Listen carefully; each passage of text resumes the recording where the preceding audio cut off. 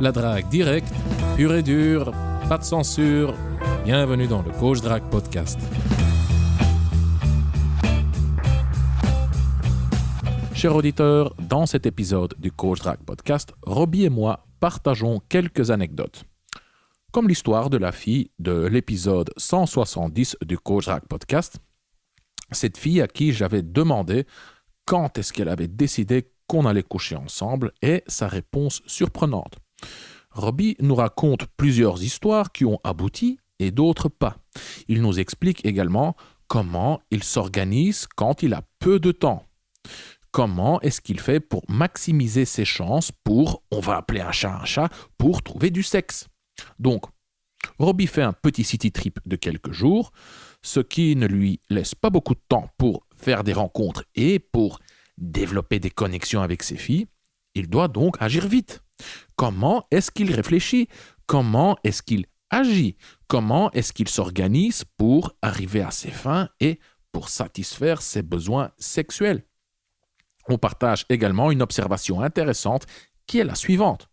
En ligne, et plus précisément sur Tinder, les filles les plus emballées, les plus chaudes dans le chat, donc sur Tinder même, ne sont pas nécessairement les meilleures candidates pour du sexe rapide.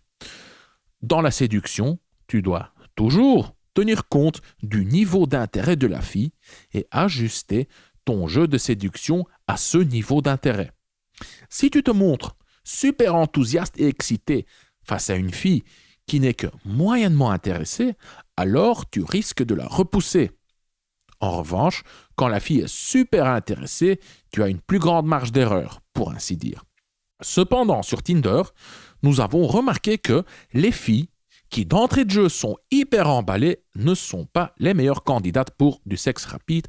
Tu comprendras pourquoi. J'ai aussi quelques anecdotes intéressantes et quelques révélations intéressantes. J'ai appliqué quelques conseils du script et ça m'a aidé vraiment. Voilà, j'ai eu deux FC récemment, 2D toutes les deux chez elle, pam pam, toutes les deux. Elles n'étaient pas vendues dès le départ, tu vois. C'était des maybe girls, tu vois.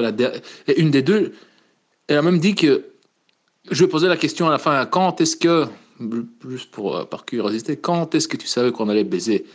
Bon, elle dit, quand t'as mis ta main sur ma chatte, attends, elle était déjà quasiment à poil dans sa chambre quand j'ai mis ma main sur sa chatte. Donc, tu vois, comme les femmes peuvent... j'ai rien à t'expliquer, quoi, mais... moi, je croyais qu'elle avait... déjà un peu avant, au moins, quoi, quand elle avait décidé d'aller chez elle, ou quoi, tu vois. Ou chez elle, quand on a commencé à s'embrasser. Non.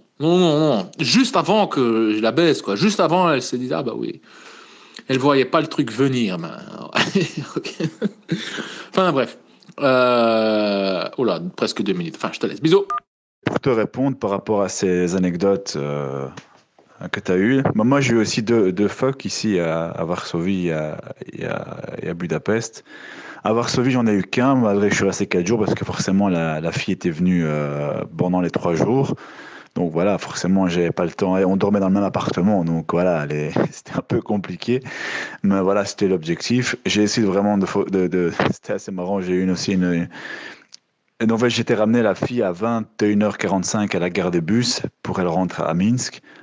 Et alors, pendant le trajet, j'étais en train pendant la journée, j'avais essayé de fixer une autre date le soir, tu vois, pour rentabiliser mon dernier soir, parce que je partais le lendemain au matin. D'ailleurs, c'est le matin à 8h, je t'ai répondu là pour les différents podcasts quand j'étais à la gare de Varsovie. Et alors, j'ai eu une date avec une Croate, il y a des seins, mais... Oh, absolument, j'ai jamais vu des seins aussi gros de ma vie tellement. Et elle était pas grosse, tu vois, elle était bonne, quoi. Mais et alors c'était assez marrant parce qu'elle arrive à la date, elle était assez emballée, mais voilà, elle voulait un peu plus de confort, etc. On allait chez elle, mais moi j'étais crevé. Je dis écoute, non, on va pas aller dans un autre bar maintenant, on prend une bouteille de vin, allons écouter du Frank Sinatra parce qu'elle aimait bien Frank Sinatra. Elle fait non, mais demain je dois me lever, je suis pas forcément à l'aise. Je fais écoute, c'est pas grave, faisons ça une autre fois. Je suis rentré, j'étais crevé, donc mais voilà, mais tout ça pour dire que j'ai pas vraiment eu le temps de rentabiliser mon séjour à Varsovie. J'avais plein de dossiers, mon vieux, putain des bonasses qui m'ont envoyé enfin, c'était chaud. Et ça m'a frustré parce que forcément, moi, j'avais baisé l'autre et puis après, je voulais une autre. Bon, bref. Et à Budapest, j'ai fait l'application parfaite du script sur Tinder. Je t'avais expliqué ce que j'ai expliqué dans un des podcasts avec I wouldn't know what to do with such a body. Et là, c'était assez marrant parce que là, c'est la fille qui m'a invité chez elle. Ce qui faisait dégueulasse à Budapest, une fois n'est pas coutume. Et alors, ouais, elle me fait, ah ouais, je voudrais bien t'inviter chez moi parce que le temps est dégueulasse, mais je te connais pas assez. Donc voilà, bon, il fallait juste désamorcer. Tu vois, quand une fille dit ça, c'est déjà bon. Sinon, il fallait juste, je dis, écoute, c'est pas grave, t'inquiète pas, je laisserai les couteaux à la maison. Tu vois, une connerie, et puis ça a fonctionné. Et alors, les autres soirées, j'aurais dû en baiser une autre lundi, mais elle avait ses règles. Elle est venue à l'appartement et tout ça, mais elle était vraiment pas à l'aise avec ses règles, même si j'étais chauffé jusqu'au bout. Mais dommage, parce que c'est elle qui m'a recontacté après 1 an. D'ailleurs, tu te souviens, c'est un truc de fou. Tu te souviens l'histoire justement du podcast que je t'avais dit, où j'ai tout fait correctement, un game de malade. Mais alors, arrivé devant chez elle, parce qu'elle m'avait dit que c'était pas une fille d'un coup, d'un soir, j'ai voulu agir par cohérence et je l'ai pas invitée. Enfin, j'ai pas proposé d'aller chez elle. Je sais pas si tu te souviens de ce podcast récent. Et alors, je m'en étais voulu pendant quelques semaines. En me disant, mais putain, mais juste par principe, par me dire, mais Robbie, t'aurais dû au moins proposer, je l'avais pas fait. Et finalement, après coup, on s'était pas revu, on s'était pas revu simplement parce que voilà, un moment de sa vie où ça n'allait pas ou que c'est, enfin peu importe. Et ben, il y a une semaine, out of the blue, de nulle part, il y a 2 Hongroises qui m'ont rajouté sur Facebook. Elles m'ont retrouvé déjà, donc c'est déjà une chose. Et une d'entre elles, c'était cette fille-là, qui me dit, ah, je fais oui, allô. Enfin, je l'ajoute pas, je la confirme pas. Je dis oui, qu'est-ce qui se passe? Puis voilà, je pensais à toi, nanana. Enfin bref, en fait, elle me dit que visiblement, elle a parlé avec une copine, parlait de la Pologne, elle se souvenait que j'habitais là, à un moment donné en tout cas. Et puis elle a fait un rêve avec moi où on dansait ensemble. Et donc elle a voulu m'écrire 1 an plus tard, mon vieux, 1 an presque, allez, peut-être 10 mois après que l'histoire soit arrivée. Et c'est cette fille-là que j'ai revue après 10 mois. Elle est revenue à la charge, un truc pas compréhensible. Donc c'est encore aussi une fois une bonne application de ce qu'on avait dit plusieurs fois. Quand ça marche pas à un moment donné avec une fille, détachement. Tu la supprimes, ce que j'ai fait à l'époque. Tu la supprimes complètement. Dans pas mal de cas, elle reviendra pas, mais ici, après 10 mois ou presque 1 an, elle est revenue à la charge. Et j'aurais dû la baiser si elle n'avait pas ses règles. Et d'ailleurs, elle était toute excitée. On était dans ma chambre. Enfin bref, mais voilà. Par contre, on s'est encore envoyé des messages. Et voilà, elle est cuite, quoi. Quand je retourne à Budapest, elle est cuite. Hein, mais voilà, c'est toujours un peu frustrant. T'as que 2-3 jours devant toi. Et voilà. Et le dernier, c'était une dernière date j'ai mal aussi choisi. J'avais fait putain, j'ai quasi baisé une bonasse, mais elle avait ses règles aussi le jour même. Donc, elle dit, écoute, j'ai mon entraînement et en plus j'ai mes règles aujourd'hui, donc on peut se voir plus tard. Donc c'était aussi en mode sexe. Mais voilà, moi je me cassais le lendemain, donc j'ai choisi une Russe qui était super bonne, mon vieux. Oh, super classe, 28 ans, elle était vraiment trop trop bonne. Mais bon, c'était pas tout le même style, elle était plus sérieuse comme ça. Elle avait bien mis sur son profil qu'elle voulait pas de one night stand. Elle était voilà un peu en mode russe. Mais voilà, c'est une très chouette fille. D'ailleurs, j'ai envie de la baiser aussi. Mais voilà, c'est toujours un peu chaud quand t'as 2-3 jours devant toi. Parfois, tu fais les mauvais choix, ou alors tu fais des choix en fonction du moment, et voilà, tu peux pas toujours choper. Mais bon, voilà, j'en ai quand même eu 2 sur l'espace d'une semaine, c'est pas mal. Mais bon, j'aurais voulu monter ce petit total à 3 ou 4, ce qui aurait dû arriver dans les meilleures conditions. Mais voilà, c'est comme ça, et c'est pas autrement. Mais pourquoi je voulais dire ça? C'est un long message, mais tu pourras l'utiliser si tu veux dans un podcast. C'est par rapport à tes filles maybe. J'ai remarqué ça aussi. Je trouve que d'expérience, maintenant depuis avec Tinder, c'est beaucoup mieux les filles avec qui sont maybe ou qui sont à moitié chaudes que tu as en date. Il y a des meilleures surprises que les filles qui sont beaucoup trop emballées dès le début. J'ai eu pas mal de filles avec qui j'ai discuté ouvertement de sexe, avec des différentes routines et qui rentrent dans le jeu.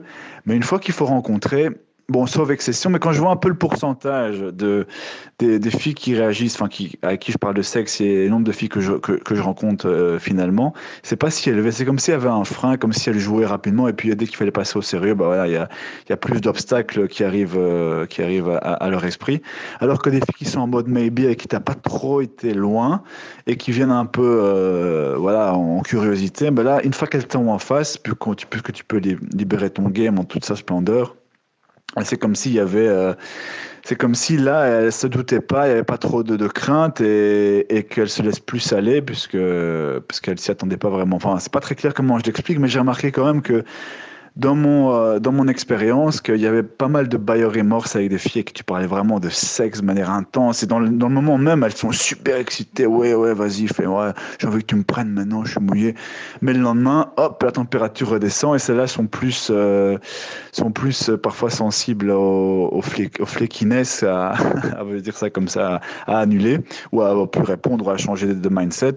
Tandis que les filles à qui c'est plutôt, ouais, maybe, sans trop d'attente, sans trop de énergie, émotion, pushy à mort, avec elle, t'as un peu moins de risque de flakiness et comme ça, comme t'as pas éveillé, entre guillemets, ces gardes, entre guillemets, je dis bien entre guillemets, en ne parlant pas ouvertement de cul, une fois que t'es dans la date, elle s'y attend pas et donc là, je sais pas, j'ai remarqué aussi que c'était plus facile de les baiser, même le soir même, alors que vous en avez pas parlé pourtant avant. Donc, petit commentaire spontané. Pour terminer, cher auditeur, quelque part dans ce podcast, j'ai mentionné le script. Le script, c'est la Bible de la drague directe structurée. Que dire et comment le dire pour aborder, plaire, séduire et conclure? Pour différents environnements, la rue, les bars, les applications comme Messenger, WhatsApp, la drague en ligne, donc tout ce qui est Tinder et compagnie, le rendez-vous, donc comment passer de blabla à crac-crac lors du rendez-vous. Pour tous ces environnements différents, le script te donne des phrases et techniques de drague, toutes faites pour passer de l'approche à la conclusion. Tu ne sais pas quoi dire pour séduire une fille, le script te donne la solution. Le script est une synthèse, une version condensée du savoir-faire de Robbie, de toute son expérience. Le mec, Robbie, à 30 ou 31 ans, je ne sais pas exactement, il a commencé à draguer dans la rue à l'âge de 16 ou 17 ans. Ce mec est un dragueur chevronné et dans le script, il nous dévoile ses meilleures phrases et techniques de drague, ses meilleurs scripts pour passer de l'approche à la conclusion rapidement et fluidement, surtout... je mets l'accent sur rapidement et fluidement, comme tu as pu le constater dans ce podcast. Tu trouveras le lien vers le script en dessous de ce podcast dans la description. Et si tu as aimé cet épisode et si tu souhaites donner un coup de pouce au Coach Drag Podcast, la meilleure chose que tu puisses faire, c'est de laisser une évaluation de 5 étoiles sur iTunes. Ça ne prend que 30 secondes à 1 minute environ, bref, ça se fait en quelques clics. Et si tu ne sais pas comment laisser une évaluation sur iTunes, alors consulte les instructions en images étape par étape en dessous de ce podcast sur le site du Coach Drag Podcast. Ton évaluation est importante car, comme ça, tu aides les mecs comme toi et moi à découvrir le Coach Drag Podcast plus facilement. Je suis Consti de CoachDrag.com. Merci d'avoir écouté le Coach Drag Podcast. On se voit dans le prochain épisode. Bonne drague!